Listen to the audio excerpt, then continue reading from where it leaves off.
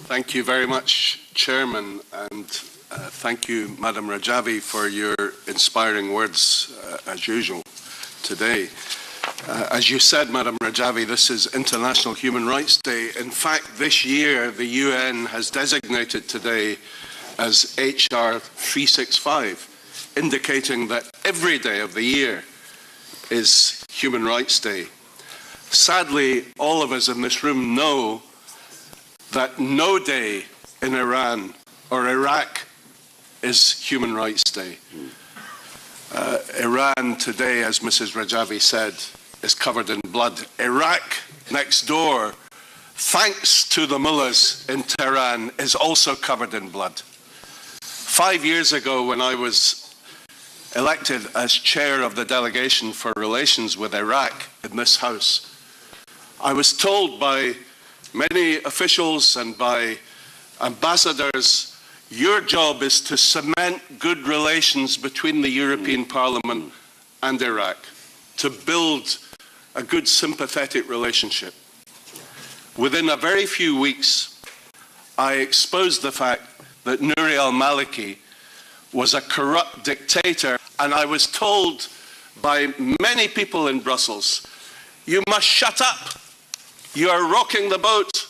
You will destabilize Iraq. And because Iran insisted and America and Britain backed the appointment, the re-election fraudulently of Nuri al-Maliki, you could even destabilize the nuclear talks in Tehran. But I refused to shut up. I was becoming rapidly, apart from my colleagues here in this room, rapidly we were all becoming lone voices in this respect.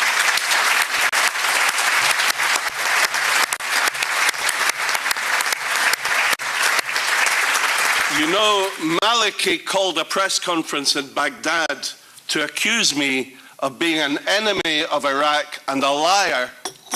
He then sent an envoy from Baghdad to my office here in the European Parliament to ask me what it would take to make me shut up. And I said, what it would take will be your resignation and your indictment for crimes against humanity.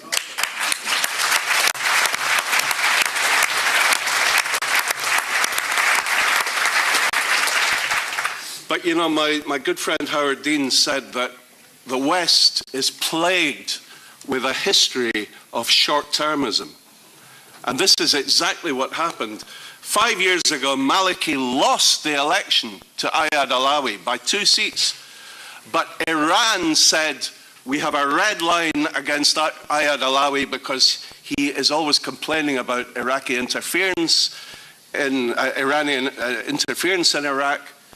So we no way will allow him to become the Prime Minister.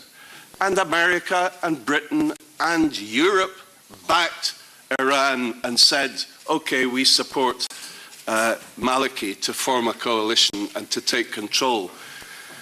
That was a short-term mistake, and it was a tragedy for Iraq, it was a tragedy for the region, and a tragedy for the world. Iraq is now a bloodbath. We warned again and again that this would happen, that there would be civil war. Now, Haider al-Abadi, the new Prime Minister, says that there are over 1 million armed militia, Shiite militia, active in Iraq, backed, financed, and very often led by the Quds Force from Iran, waging sectarian war on the Sunni population.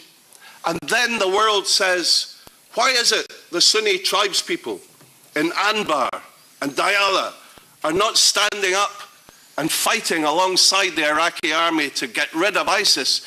Because the Sunni people think that the Shiite militia are worse than ISIS.